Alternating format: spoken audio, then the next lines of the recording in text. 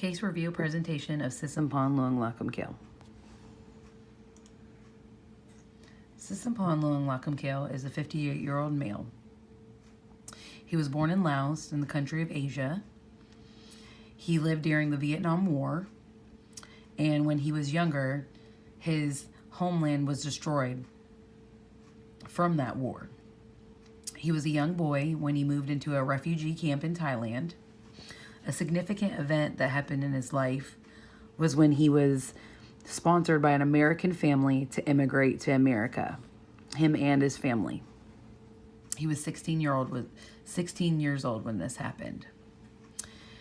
He moved to America. He did not know English, and he started high school, for the very first time in his life.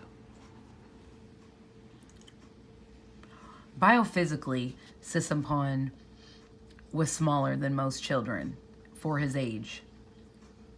He was malnourished from the war, from practically starving at one point.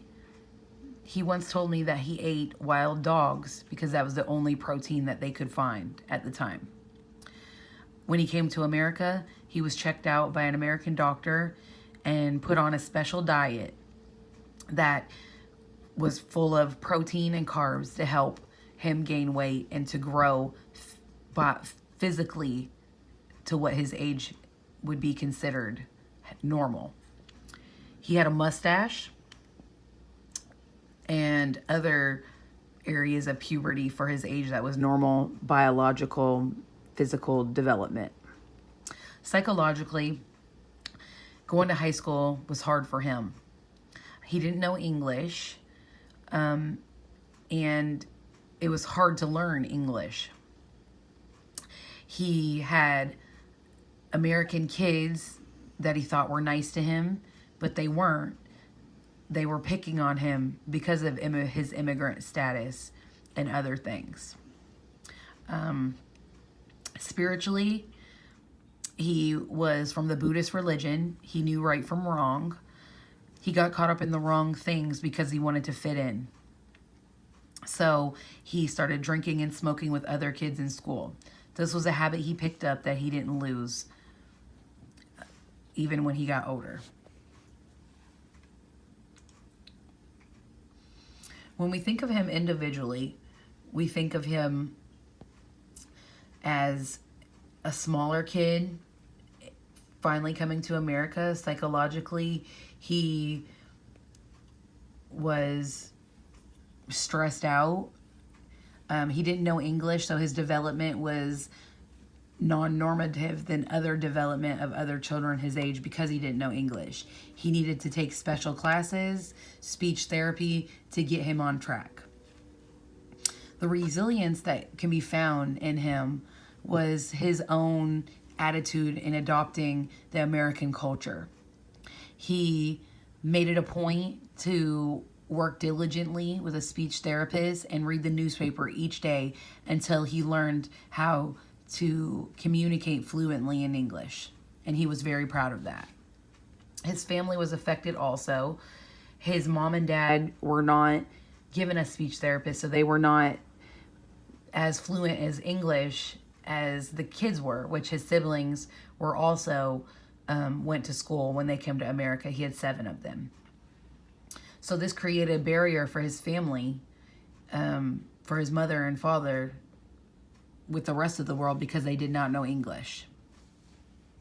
When we think about the organizations that were affected was the church that sponsored him, and the school. The church, they were affected in a positive way because their missionary work was to go over to Laos and Thailand and help all the immigrants during the war to come to America to start a new life.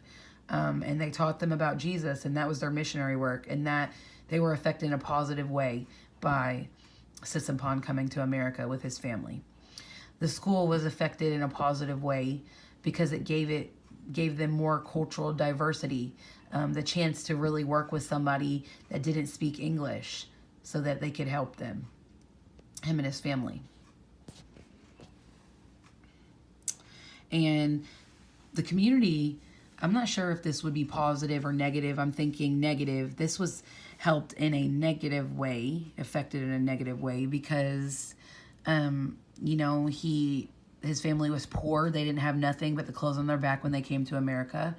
The church family gave them shelter and food at first, but eventually they needed help with welfare, which helped them to have food and pay for rent until his dad, Sisampon's dad, could find a job, which they stayed poor and still needed the help of welfare. This affected the community a little bit because the taxpayers end up paying for that. In conclusion, Sisampon learned resilience, and there was a lot of strength to be found in his trip to America. He learned a different culture. He learned English, so he knows 2 languages now. He learned how to get along with different people, how to work hard for what he wanted. There was ups and downs in his life, but he always held a job, and he had children that really love him. So resilience and strengths we find deep down in ourselves, inside every human being it lies. That is something that I believe, and I know he does too. Thank you.